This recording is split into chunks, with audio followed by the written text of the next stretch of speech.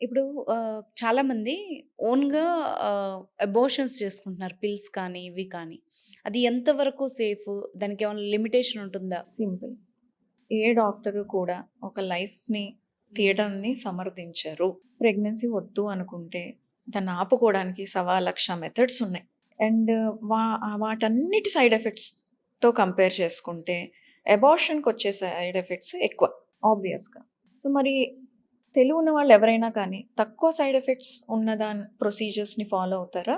ఎక్కువ side effects ఉన్నది follow అవుతారా?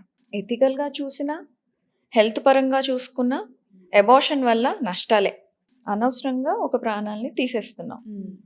ప్రివెంట్ చేయగలిగేది మనం ప్రాపర్‌గా ప్లాన్ చేసుకోకుండా అనవసరంగా ఒక లైఫ్‌ని తీసేస్తున్నాం.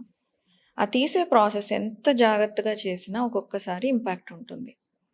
సరిగ్గా అవ్వకపోవటం, దానివల్ల సివియర్ బ్లీడింగ్ అయ్యి షాక్స్‌లోకెళ్ళటం, హ్మ్. కొన్ని ఒక్కొక్కసారి ఇన్ఫెక్ట్ అవ్వటం, కరెక్ట్ టైంలో వాళ్ళు అప్రోచ్ అవ్వకపోతే యూట్రస్ మొత్తం ఇన్ఫెక్ట్ అయ్యి ఒక్కొక్కసారి యూట్రస్ మొత్తం తీయాల్సిన సిచ్యువేషన్ రావటం.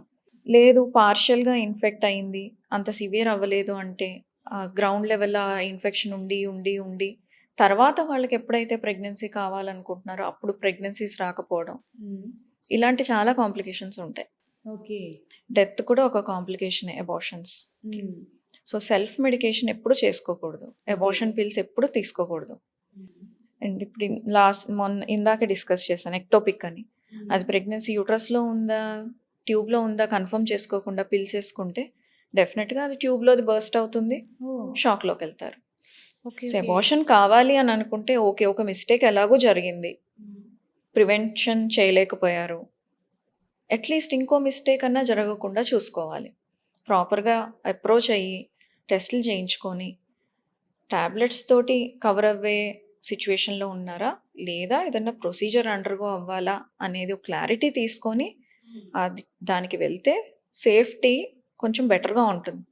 100% సేఫ్ అయితే కాదు. హ్మ్. బట్ కొద్దో గొప్పో సేఫ్‌గా ఉంటారు.